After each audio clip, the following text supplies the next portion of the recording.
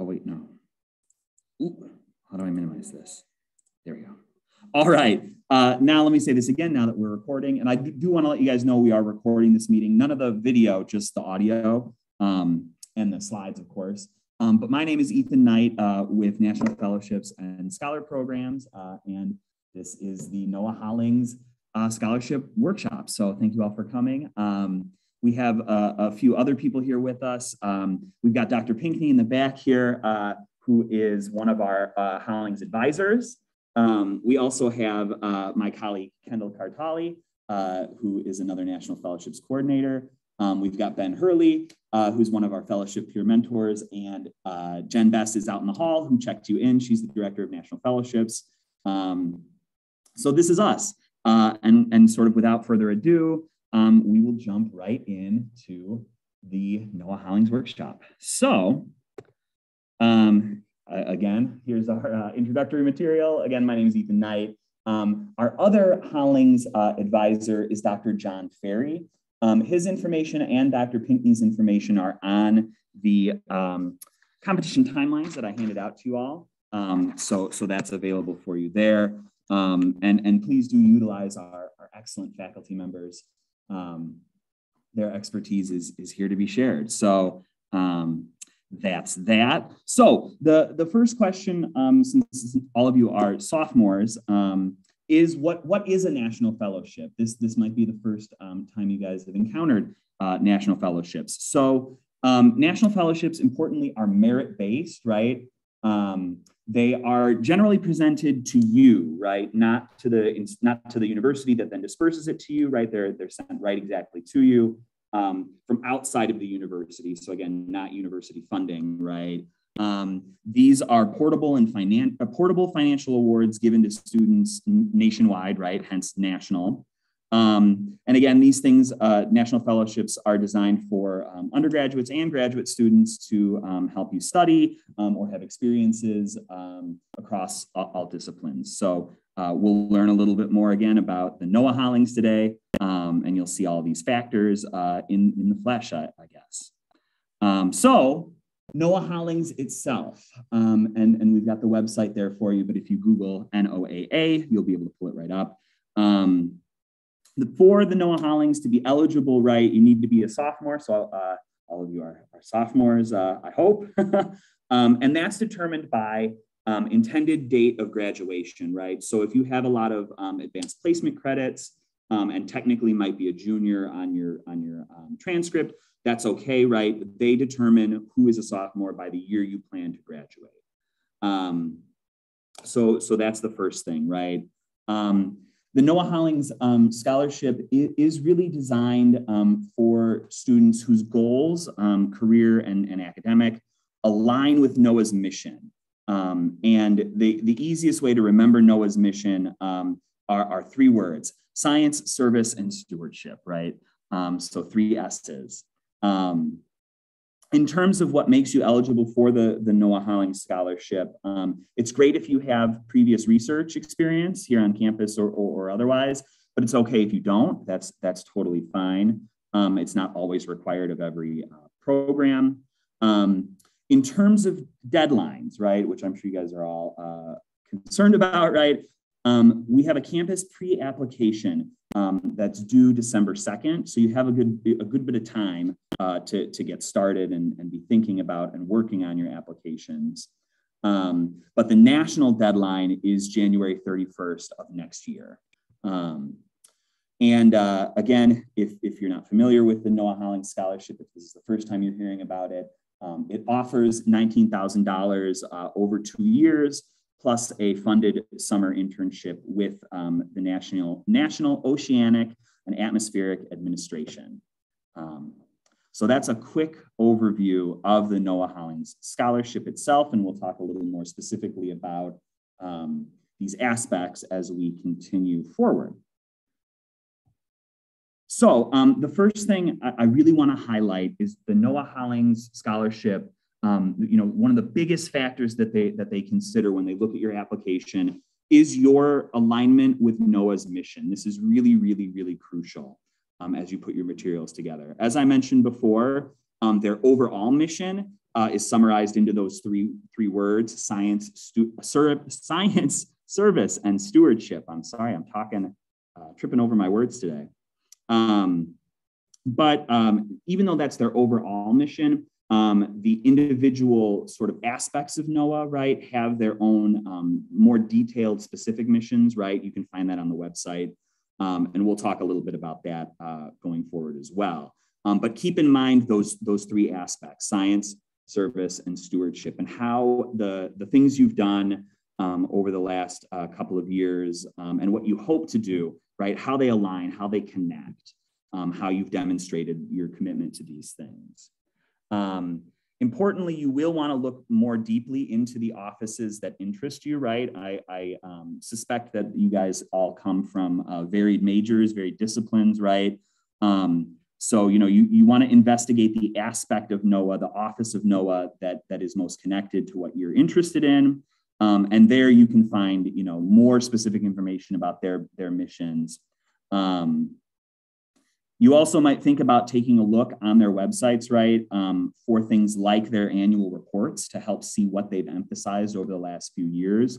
Again, to help you put together your materials to show that really what you're trying to do is aligning with what they are trying to do as well. You also want to think about, right, how you can show that you could see yourself in working in a NOAA office, working with NOAA adjacent, what's the word I'm looking for? Projects, right, in the long term, right? And a lot of them are, looking at you and considering, right, would you have a place here in the future when you've graduated, right? So the more you can show that you fit with their mission, you fit into one of these offices, right, the stronger your application is going to be.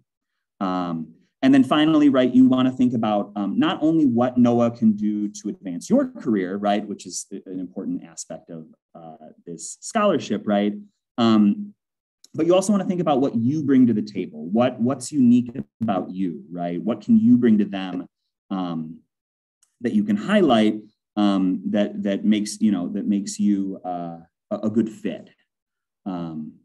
So again, this alignment with NOAA's mission is really important. You really want to show in your application that you fit in, right? That you align with this because that's how they'll evaluate you.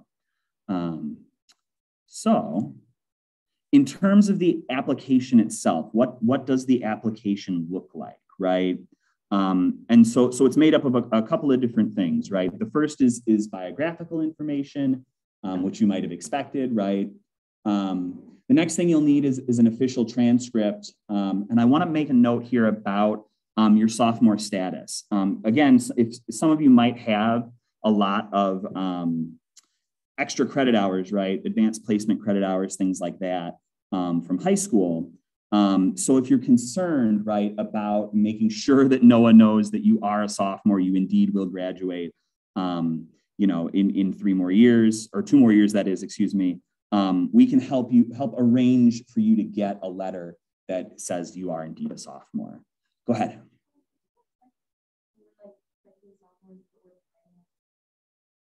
Mm-hmm.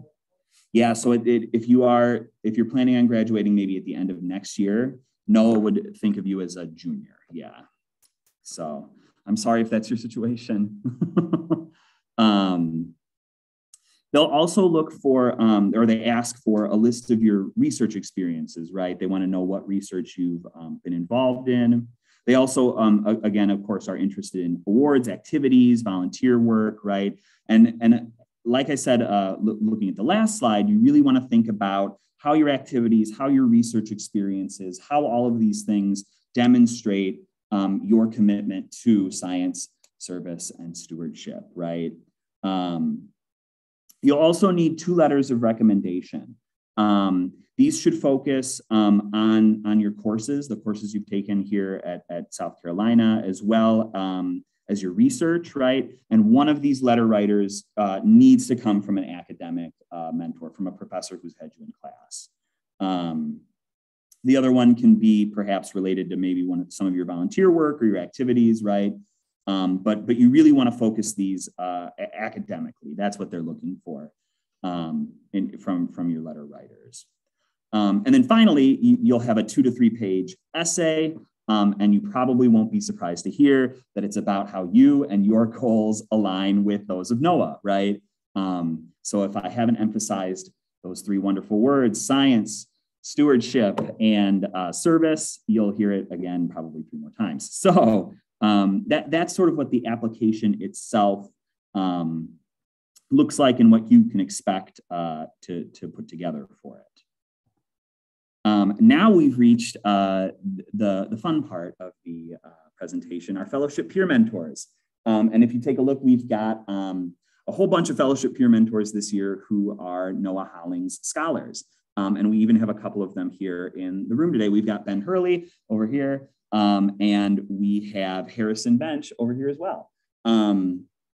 So I would like to invite the both of them to come on up and just talk a little bit about the application process. And also if you guys could let our wonderful students know a little bit about the Coffee with a Peer Mentor program. So I'll be quiet for a minute and let you guys come on up and say a little bit about your experience and the Hollings application process. All right, so hi, as Ethan said, I am Ben Hurley. So I was a Hollings scholar a couple of years ago. I just had my internship this summer. Hi guys, my name is Harrison. So I'm a junior. I just received the Hollings scholarship this past April, so I'll be conducting my internship this coming summer. Yeah, so it's not as difficult an application process as it makes it out to be, as long as you use the resources available to you. The really nice thing about it is that it's catered to sophomores, so you don't need to freak out if you feel like, oh my God, have I done enough to get it? Just work on using what you have. Take advantage of the faculty advisors provided to you. I had multiple Hollings advisors read my essays, and they really do understand how this process works. Dr. Pinckney and the other one this year, I'm sure will do a great job helping you if you submit prior to that essay deadline, excuse me. And the fellowship office staff do a really, really good job of helping you. And when you write that essay, don't be afraid to really dive into the specifics of how NOAA kind of relates to your goals. Feel free to use those words of science, stewardship, and service explicitly and tell them, like, this is your mission, this is how I fit with it. And every single one of you should be able to put together a really strong essay if you use those resources and really do your research first on how NOAA fits with your overall picture. Do you have anything you want to add? Yeah, I would just say take advantage of the opportunities that are provided to you through NFSP. Obviously, multiple meetings to go over that essay. One of the best things about the Hollings, in comparison to some of the other fellowships I've seen, the word count on that essay is like the limit is very high. So you have a lot of freedom to write about whatever you want. That was actually, that's so much fun writing about my goals in relation to NOAA. Again, I explicitly in the first paragraph talk about science, service, and stewardship. So definitely do that. And if you feel like you're lacking in one of those areas, talk about how this scholarship can help you grow in that area. Because I don't necessarily come from a research background. I'm actually an environmental policy major, but I talk extensively about how doing a research program in the field of environmental science can help me, in various career goals and career settings. So don't feel like you're underqualified at all. You're definitely all qualified. You're here right now, and just really have fun with it. It's a really great opportunity to talk, to yourself about what you want to do and where you want to end up. That was the biggest advantage, I would say. I do want to emphasize this is very much an interdisciplinary program. So I did not work in a lab during my internship there. I am a policy-based person. So I was in the Office of Aquaculture working on accumulating data, talking with state aquaculture coordinators to figure out what they're doing policy-wise, things like that. So you can take any path as long as you can find a way to figure out how NOAA kind of fits with that path for you. You get a giant list of internships to choose from. You don't like any of them, you can kind of create your own with a mentor at NOAA. So this is very much what you make of it. And one other resource that we'd like to advertise to you is our kind of Coffee with a Peer Mentor program. So if you're thinking about, applying to this fellowship or other fellowships, you can go out to coffee with one of the fellowship peer mentors paid for by NFSP. And we'll sit down with you. We'll talk to you about our experience applying and during the fellowship.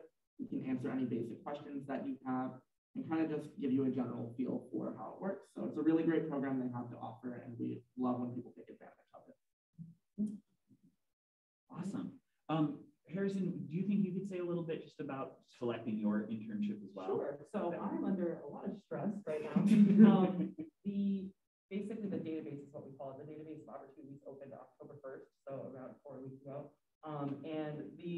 content that I'm in with all the other Hollings scholars across the country is absolutely exploding, with everyone talking about which opportunities they're collecting, and slowly opportunities getting taken away based on placements that are being filled, but opportunities are also being added. So it's not like you have to know in October what you want to do over the summer. I don't know what I want to do yet. There's a few that are piquing my interest, and I am going to reach out to those mentors to talk about possibly setting up an internship. But I'm also in that path where I might have to make something of my own.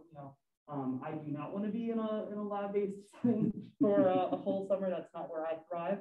So I'm going to possibly use that as a resource. And that amount of flexibility is really, really valuable. Like the fact that they are going to give you an academic stipend and an internship stipend and allow you to do whatever you want to do, as long as it fits within the purview of NOAA's mission, is something that I really think you should take advantage of. And I also do have NOAA Hollings mentors who are helping me through the internship process. So it's definitely a very hands-on, collaborative experience with the organization. So awesome. These are our fellowship peer mentors. So please take advantage of them as a resource, because as you can tell, they are excellent, right? And I do really want to emphasize, right, that just sort of based off of what our peer mentor said, right, Hollings is a program that does allow you to take charge, right, to have some control over what you do, right, and be creative with that. Again, as long as it fits within those three items: science, service, stewardship, woo, right? If you can do those three things, right, or connect those three things throughout your application, go ahead. Oh, yeah, no, that's it. One additional point, just to mention, that they really want you to they want to get you into NOAA eventually, ideally. You don't have to work there, but they would love it if you would. After you finish your internship, they have a 2-year direct hire program. So for 2 years after your most recent education, whether that is after you graduate from college or after graduate school, you will be like kind of top priority of their hire list if you choose to apply to a NOAA position. They really want to see you show how you want NOAA, you care about NOAA, and then maybe you do end up there, because it is a really, really good employment opportunity, especially in today's job market. So just plugging that a little bit. Yeah, and thank you for highlighting that, Ben, because again, as I mentioned in one of the earlier slides, right, you want to sort of show that you could have a place in NOAA when things are done, because as Ben pointed out, right, one day, you will have that preferred hiring through them, and they do kind of want to recruit, right, from this program. So it's worth keeping in mind. And again, just as you can see, we've got a lot of fellowship peer mentors that were Hollings or are Hollings right now. So again, take advantage of that program, the Coffee with a Peer Mentor. As you can tell, they're all very nice, very welcoming, and they want to talk to you and share their experience. Next steps, what comes next, right? The first thing you guys want to do is take a look at the NOAA website. Get really familiar with NOAA's website. I can't underscore that enough, right? Dig through and dig into the site, because this is where you can start to find not only the words that you can help to guide your essays and your answers, right? But you can find what you want to do with this internship, right? With this scholarship. So start with the website and get to know it really well. The next thing, we have a preliminary application for Hollings here on campus. As workshop attendees, you'll get a follow-up email in the next couple of days, and we will include that preliminary application for you.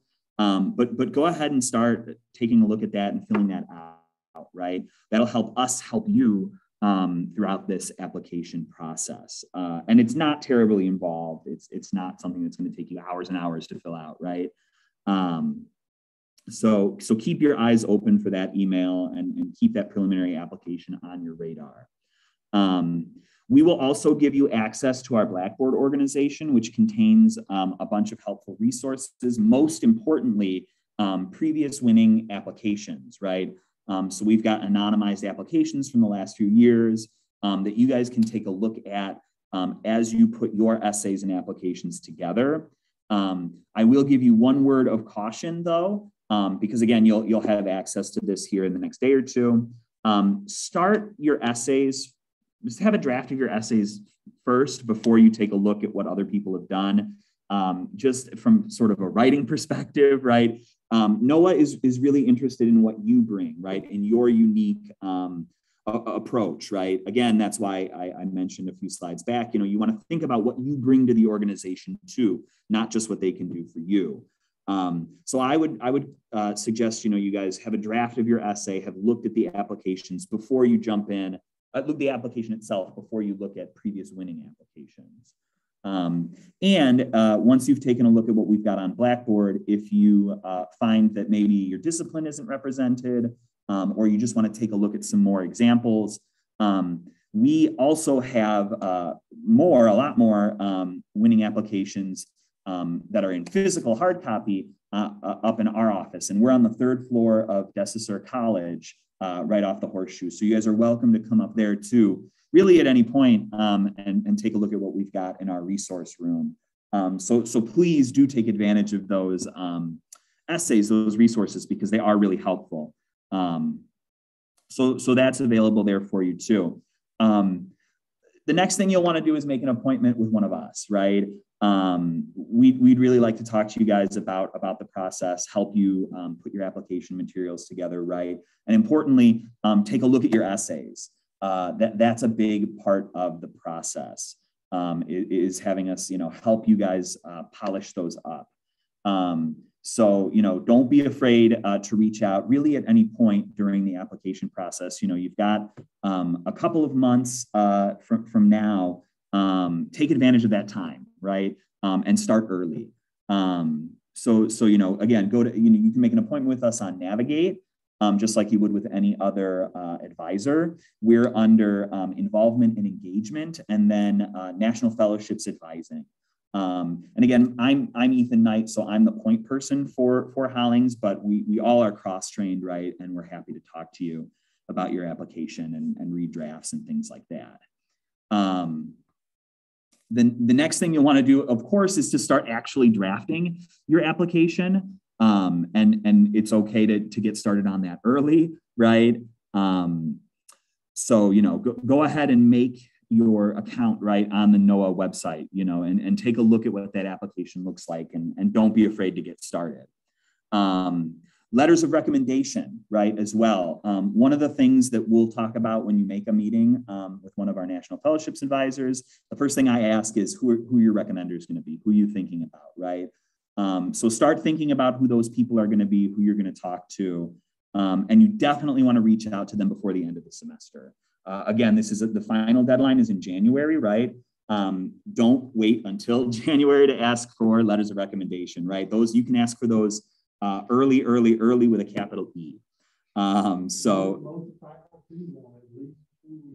Yep. At the very least, yeah. Do it as soon as I'm asked, you're very likely to get, I don't have time to do it. So early bird gets the worm. 100%. Don't sink yourself, right, by waiting too long. That's really important. And then, of course, talk with a fellowship peer mentor, right? We've got so many of them, and they're happy to chat with you. And there's one bullet point that's missing from here, but that's also make an appointment, send an email to our Hollings advisors, right? Dr. Pinckney and Dr. Ferry are happy to talk with you, take a look at drafts, things like that. And they have the expertise, right, in more NOAA-related fields, right, compared to some of us as National Fellowships advisors, right? We can help you with a lot of that, but they again have that discipline expertise that's helpful as well. So these are next steps. These are the things you can do moving forward from here. And let me add also to that, there are only 2 of us advisors, and if I get 15 essays to read 3 days before the deadline, I'm not going to be able to spend much time on this. And I would like to be able to really carefully read it, to do some edits, to help you with some edits, to make some really good recommendations. And I can't do that if I have 15 to do at a time. So I'd much rather see a draft early that needs a lot of work than one at the last minute that needs a lot of work, because I'm not going to be able to help you with that. And I would recommend, you know, I've done a lot of writing. And to me, it's best to start out with an outline and just put sentences down. Okay, I want to be a NOAA because I feel like I'm a good steward of the environment because. And then you can fill in your paragraph. But spend a little bit of time on the outline and make sure that it logically follows and just hit the big points. And then it's pretty easy to say, okay, I can write 3 sentences about why I love the environment. Okay, but you know, you need to get those in that order. And I think that constructing your essay after you've got a good outline is a lot easier than just starting out with your head full of all these different concepts that you're trying to get across. NOAA definitely has buzzwords. You need to know what those buzzwords are. And the way to do it is from the NOAA website. Terms like coastal resilience is a big word right now. Of course, you know, sea level rise and global warming and atmospheric CO2 and ocean acidification are all big issues that NOAA is trying to deal with right now. And so it is worth spending some time on that website and doing a little bit of reading about what are the real priorities for NOAA. What are the hot button issues and what are the key words to get that point across?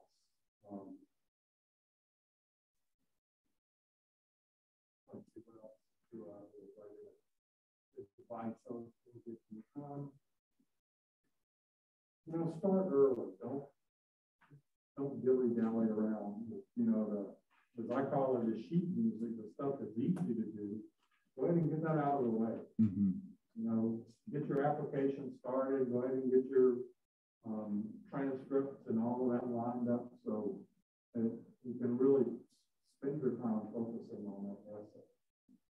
And, you know, get your outline first for sure before you take a look at other applications. I will also tell you that USC has consistently garnered many of the Hollings Scholars Awards, an incredibly high number, a high percentage of applicants come from USC. And I credit our program here and this procedure that's laid out so that it sort of keeps you on track, and there are lots of places for you to get help. And a lot of other places, students just do this independently. You don't have to do it through USC. You can go home and, you know, do the whole thing from your home. But you've got an opportunity here to get some help as you go along. And I realize most of you are sophomores, you've never really done this sort of thing before. But if you're going to pursue a career in science or academia or policy, you're going to have to be able to write. And you know, now's a good time to start really working on that and practicing those skills and get some feedback. John Perry is great. John Perry is mostly is a chemist, and so he's more sort of focused on the hard sciences, and there are a ton of NOAA labs that do chemistry, all kinds of chemistry. And I'm much more on the biology and the ecology side, a little bit on the management side. And so, you know, depending on the direction you might be going, that can maybe help you choose. It would really fit better with what you're thinking about in terms of the area you want to work in. This is a great segue into a NOAA career.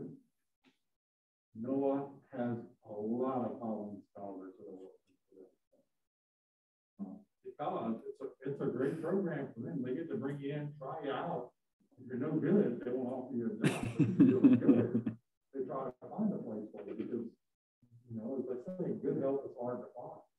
And they get somebody in there who's really good. That's a lot better than advertising and taking a gamble on somebody that's, you know, that just randomly applies for the job. So this is their way of really weeding out the applicants to a lot of their programs. And it's a federal agency, and there are huge opportunities there. And not only that, there's a lot of room for upward advancement. You know, there are a lot of places, you know, you go to work at some private lab somewhere and you become lead technician. That's it.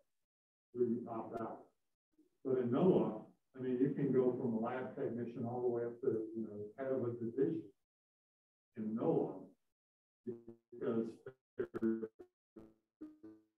you know, there's a real nice progression as you go more and more. There's a lot of room for growth in NOAA. You don't have to want to work for NOAA. I mean, it's not. I think from my perspective, the real advantage of this is, well, you get a lot of money. Number two is you get to go to a real state-of-the-art laboratory and spend some time there with some really good science that may eventually expand into what your master's degree is, what your PhD is going to be doing. Because you'll get, you know, firsthand experience and lots of hands-on experience and very well-equipped facilities. So it's a golden opportunity for that. And, I think that this COVID mess will be settled down enough so that we will be able to go to a lab. A lot of, you know, students got robbed because COVID, these being federal labs, you know, they're closed down. You know, not, but I think things are going to be okay. So when they asked me to be a peer mentor, that's great. I think it's a wonderful program.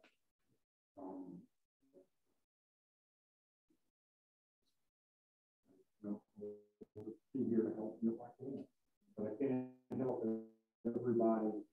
You know, the night before the application. And really to underscore that, I mean, Harrison and Ben, maybe you can say, I mean, you guys started early, yeah? Of course, right? I mean, and I'm a procrastinator. I'll just say that. Just had the Truman deadline come. I was the one that asked for the letters 2 weeks beforehand, so don't be me. But it does take some time to really fully reflect on where you come, where you are, and where you plan to go. And that's really what that essay is about. And you do have, like I said before, such a wide range of what you can write about. Mm-hmm. So that takes time. Finding a narrative in yourself and in your essay takes time. And you're not going to get this if you don't have that narrative there and don't believe in what you're writing. So start early, you know, a little bit every week even, and you'll get there. Yeah, and you know, expect your essay to go through a few drafts, right? And utilize you know, Dr. Pinkney and Dr. Ferry, but also utilize us, right? It's totally cool to have you know, a National Fellowships advisor look at your essays, right? And also to have you know, Doctors Pinkney or Ferry take a look as well, right? You know, more eyes are better, right? In terms of writing, you're going to go through several drafts. Right, it won't be perfect the first time, and that's okay, right? That's part of the process. And to further emphasize that everybody that applies to this program is going to have a really good grade. Mm-hmm. Grades are not going to distinguish you from the pack. What's going to give you individuality and make you stand above the others is going to be your essay. I mean, that's what's going to distinguish you from the rest of the crowd. And so it's something not to be taken very lightly because, you know, everybody that applies to this is going to have excellent grades and they're probably going to have excellent letters of recommendation. The only, you know, criterion that's going to set you different from everybody else is what you think that is. Go ahead. Yeah, questions in general.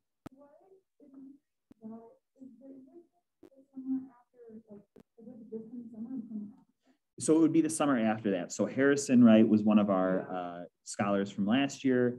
And so now the summer after junior year. The summer between your junior and senior year, I touched on earlier, but you have to then graduate in 4 years in a traditional 4-year program in order to qualify for this.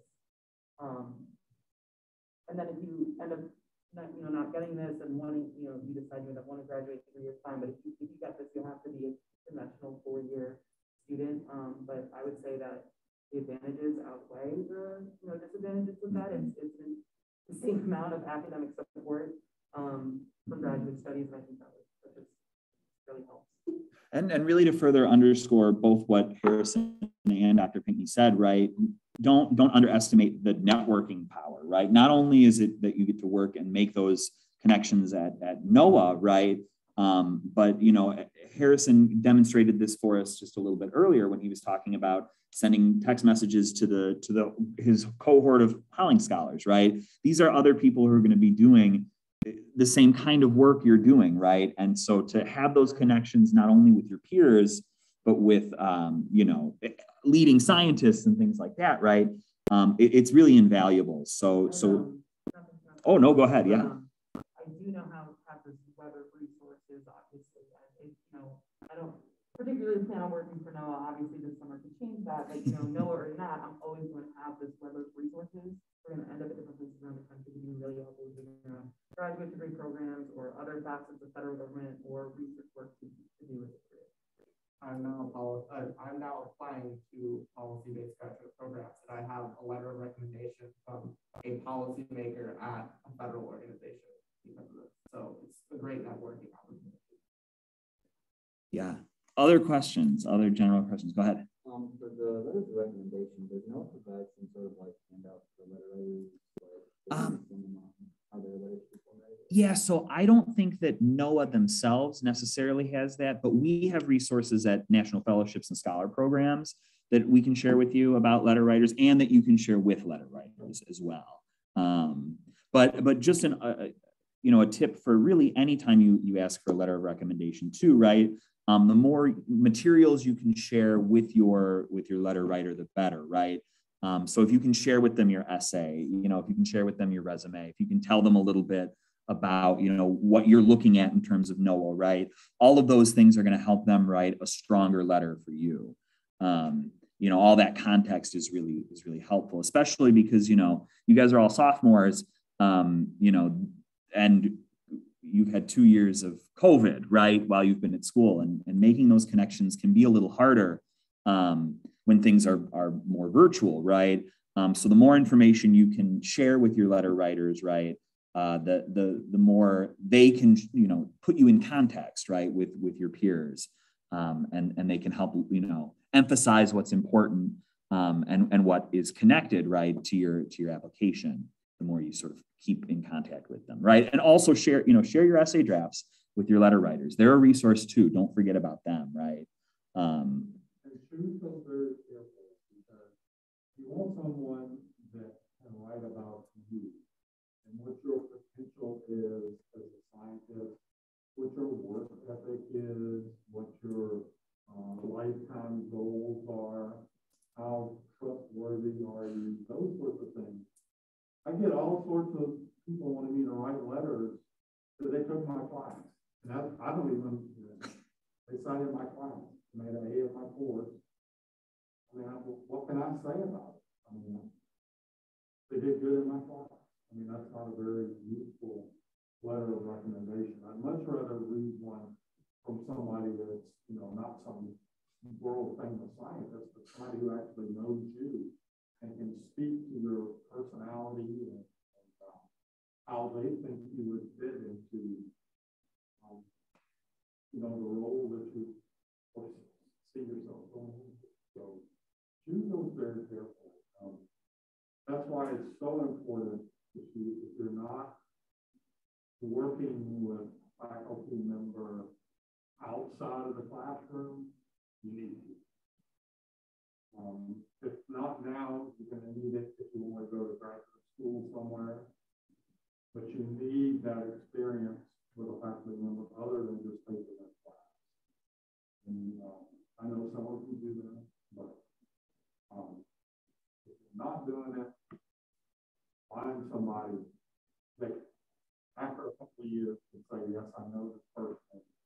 Here's what they're like. Don't do like 90% of the people that ask me to write letters of recommendation. I get them from people that took my class 3 years ago. Mm-hmm. I don't know who they are. I have no clue. I have to go back and pull up my grades book to see what grades they made in my class. And that's all I know about. Mm-hmm. And so, needless to say, the letters don't really say that. And it's not a very useful And I mean, and this is good advice. I mean, just in general, NOAA is investing in you, right? Yes, you're going to tell them your grades. You're going to tell them, you know, if you've had some research experiences, you're going to tell them your activities, right? And those products are great, but they're interested in you, right? They're investing in you in the future. And so you really want to show them what sets you apart, right? You really want to show yourself. Because Dr. Pinkney's right. Everyone who applies for this has good grades, right? Everybody who applies for this, you know, has activities and has, you know, shown service, science, and stewardship, right? So you want to bring in what's special about you, what's unique about you, what can you bring to the table that they might not have, right? And, you know, because you guys, I'm sure, all come from different majors and things like that, you know, highlight those differences. And we can help you do that, right? We can help you with all of this. So if you walk away with one thing from today, right, it's that you have so many resources available to you that maybe it's hard for you to choose where to start, right? So any other questions as we come near to the close of our presentation? Go ahead. So nationwide, I don't know off the top of my head. Last year, I think we had what, 5 to 8 from USC? Five, yes. 150? Yeah. So, yeah. Aren't we like a top 3 producer? We are the third top producing institution in the nation. So, again, in part because of all these great resources we have, right? So take advantage of them. You know, and because I would love to have, you know, we had 5 Hollings scholars last year. It would be great to have 6, 7, 8, 9, maybe even 10. So there are a lot of you in this room here today. No pressure. There's no quotas. Like there's some other competitions where a certain amount of state needs to be represented in the cohort. It really is just an all-out competition. Yep. Whoever wants to apply. Yep. Go ahead. What was that? Can you explain the difference between that pre-app and like this NOAA deadline? Yeah, so the pre-app, the preliminary application, right? That's internal for us to help us support you better, right? Yeah. So that deadline, right? And if you guys take a look, I think I gave everybody a competition timeline. There are actually a couple of extra deadlines in there as well, right? So the preliminary application is going to just ask some questions about the NOAA app. You don't need to put your essay together, right, for the preliminary application, right? It's really to help you brainstorm and to help us know sort of where you're at, right? And again, it's not a terribly long application too. So that deadline, right, is December 2nd. And then we have 2 sort of soft deadlines built in as well. Beyond that, we have 2 essentially essay review deadlines, right? So Monday, December 13th, is the first essay review deadline, and that will maybe make sense to you guys because at the end of the semester, right? So that we have some time to look at your stuff so that you have something before you go off for the holidays, right? And then we have a second one on January 11th, right? We can look at your essays, but these are sort of like if you haven't contacted us at any other point, right? We're happy to look at essays before then. Of course, too, but these are sort of the last time we're happy to look at them before the end of the semester and before the deadline. But yeah, does that answer your question? Yeah. Awesome. The other thing I would say is deadlines are good. It's good to have a date. You know, you have to have it done by. And if you stay on track with these deadlines, you'll be ready to apply. If you don't obey the deadline, you're going to be behind, and then, you know, at the last minute, you're going to say, oh, hell, I don't have enough time to do it now. I might as well not do it. And, you know, take the deadline seriously. Make them a hard deadline and really work towards those deadlines. Because that's the way it is in the real world. You know? Mm-hmm. You don't meet the deadline, you're in big trouble. And again, yeah, these deadlines are designed, right, to help you guys, to make sure that you have that support. But we're always happy to meet, you know, in advance of the deadline. And these are our internal things, right? These are designed for the campus process, right? And as Harrison pointed out, you know, we are the top third producer of Hollings scholars in the nation. And, you know, these aspects of it are part of why, right? In part also because we have fantastic applicants, right? But also because we have a process that is designed to support you guys. And, you know, January 31st seems a long way away right now, but you're going to turn around and it's going to be, you know, the 15th of January. So, you know, take advantage of the time you have, right? You know, don't procrastinate. Learn from Harrison's mistakes, right? And no, you don't want to, right?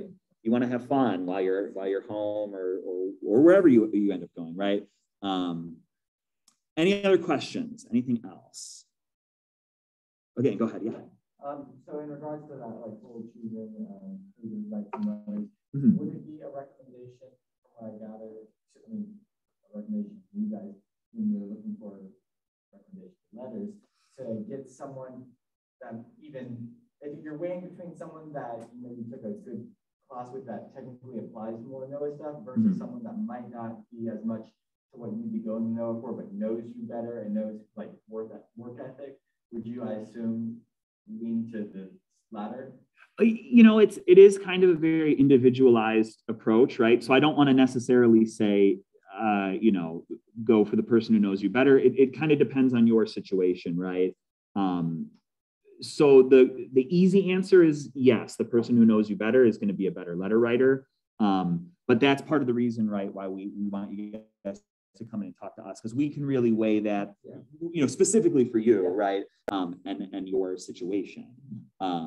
So yeah, it's tough to give a hard and fast rule about that, other than yes, but, or yes and, right? Go ahead.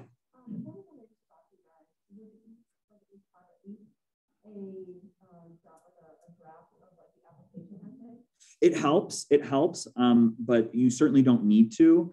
I'm happy, you know, to sit with you, or we're all happy to sit with you and help generate some of that stuff to think about. You know, Dr. Pinckney was talking about outlines earlier, right? I'm happy to help you build an outline if that's where you're at, right? But once you have, you know, material, and you don't have to have a full draft, right, for us to look at it either. You can have, you know, just parts, you know, a partial draft. So the short answer to that is yes, but, right? Another yes, but answer, right? Yeah, and I think you can just come to me and say, you know, here's what I'm thinking about. Exactly. I can tell you, well, that's not really what they're looking for. That's a great idea. Have you thought about something? And so, you know, that's what we're here for, bounce ideas off of us. You can send me an email with a couple of sentences to say, you know, I really want to do this for a career. You know, what are some of the issues that I should be thinking about that NOAA isn't? And I will say, I don't know how many people in here are natural sciences, and how many are social sciences? That is one hot area right now.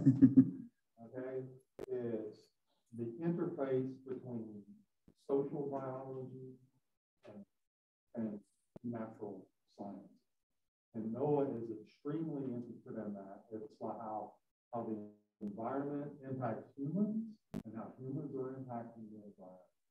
And that's a really hot topic in lots of federal agencies right now because of the issues we're dealing with. The global warming, sea level rise, people are losing their houses, beaches are washing away. So there's this really fine interface. And people that can work on that interface are in very high demand. They can take social science principles and apply them and use them with, you know, in the natural sciences and vice versa. So when you're looking around, look, that's the area we're looking for. That's really complex. And for you other people, you know, that might be, you know, something you think about is maybe, you know, I'm really into the natural science, but maybe I need to know a little bit about the social aspects of how, you know, the social sciences apply to science. And, you know, so you write a letter that talks about that, you know, I I'm a hardcore natural scientist, but I realize, you know, we don't work in a vacuum, and social sciences are extremely important. And, you know, that's part of NOAA's mission is the interface. And again, this is a competition, right, where you can do that, right? You can take that approach. You have a lot of, you know, a lot of control over what, you know, your experience looks like. So again, take advantage of that, because you don't have that with every national fellowship. I can tell you that, right? So this really is an awesome opportunity that you guys can really be in the driver's seat for a lot of, you know. So yeah. Final questions. Any final questions? Go for it. Yeah, so it'll be what, yeah, essentially just your freshman year. And I would wait until the end of the semester, right? Because then you can get that first you know, sophomore, but we can talk about that and when the best time to do that is in a meeting, right? And when that'll work best for you. Because it also depends too when you're thinking about going home, things like that, yeah. So yeah. If you got all A's in your first year and you're gonna make a C in chemistry this semester, right, before the end of the semester. Any other final questions here for anyone? All right, well, I'll give you my thank you slide with, I guess, my photo on it. Again, you know, we've got information. There's my email. We've got business cards up here if you want to grab one of those, competition timelines if you didn't get one, and stickers. So come get a sticker and have a great day, guys. Thank you so much for coming. Oh, and let's give a round of applause to our fellowship peer mentors and Dr. Pinckney.